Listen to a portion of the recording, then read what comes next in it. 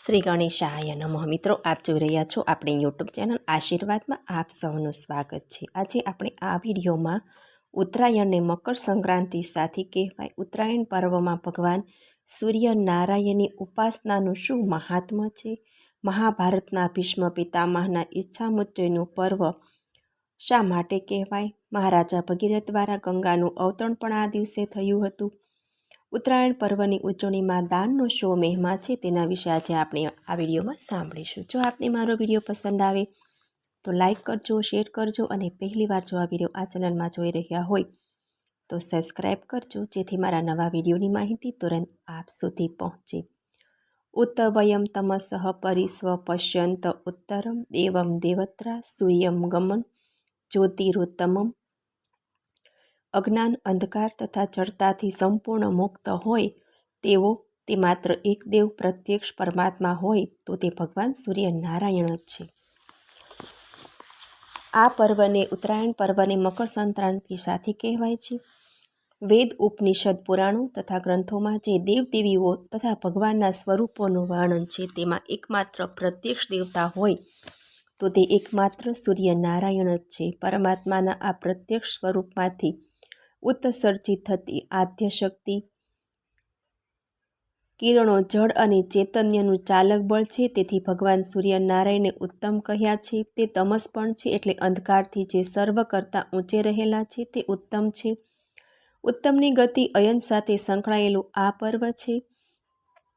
આ પર્વના દિવસે સૂર્ય મકર રાશિમાંથી કર્ક રાશિ તરફ પ્રયાણ કરે છે. કાળગણનામાં વર્ણવેલા સૂર્યનારાયણની ગતિ 12 રાશિઓના સ્થાનને સંદર્ભે પણ છે. તેથી આ પર્વનું નામ મકર સંક્રાંતિ પણ પડ્યું છે.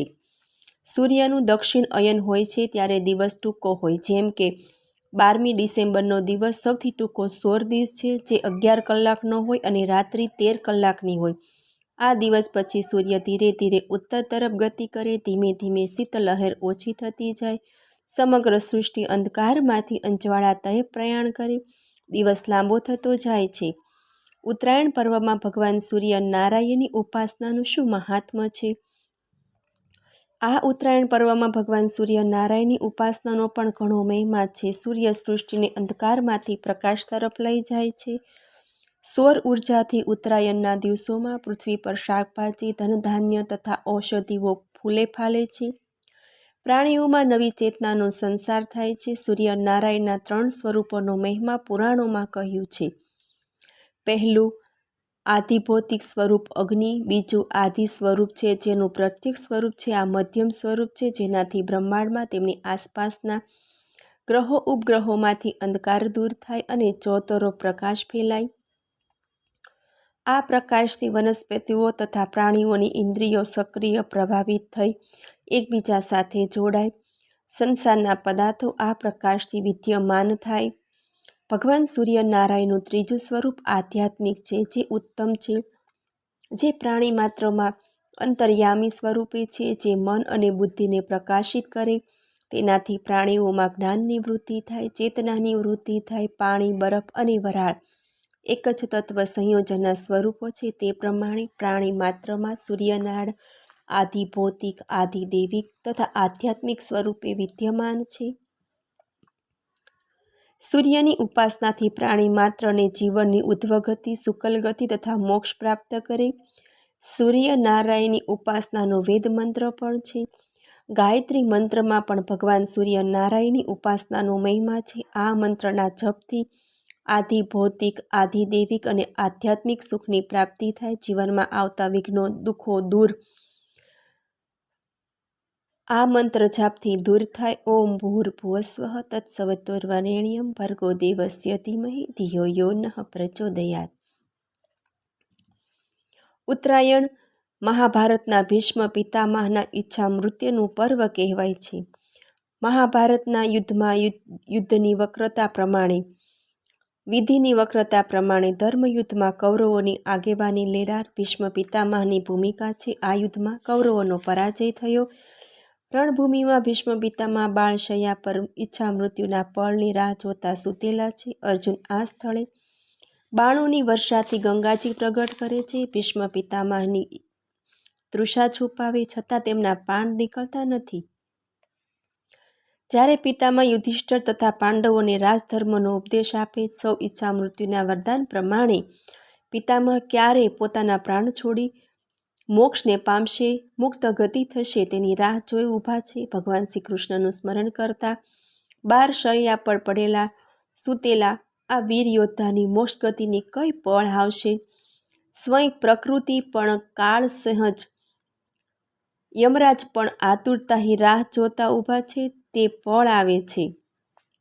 બાળશૈયા પર સૂતેલા ભીષ્મ પિતામહ અંતે સૂર્યનારાયણનું ધ્યાન ધરી સૂર્યના દક્ષિણ અયન સંક્રમણમાંથી ઉત્તર અયન સંક્રમણ માટેના દિવસે શ્રી કૃષ્ણ શરણમ મમ મંત્રોચ્ચાર તથા ગાયત્રી મંત્રના ઉચ્ચારણથી ઈચ્છા મૃત્યુને ભેટે. તેથી આ ઉત્તરાયણ પર્વ મનુષ્યને મોક્ષ ગતિનો માર્ગ પ્રસ્થાપિત કરે, અજ્ઞાન અંધકાર જડતા તથા અધર્મના અજ્ઞાન અંધકારમાંથી મુક્તિ અપાવી ધર્મના માર્ગ એટલે કે મોક્ષ ગતિની દિશાનું આ ઉત્તરાયણ પર્વ સૌને પ્રેરણા આપે છે. ઉત્તરાયણ અને મહારાજા ભગીરથ દ્વારા ગંગાનું અવતરણ.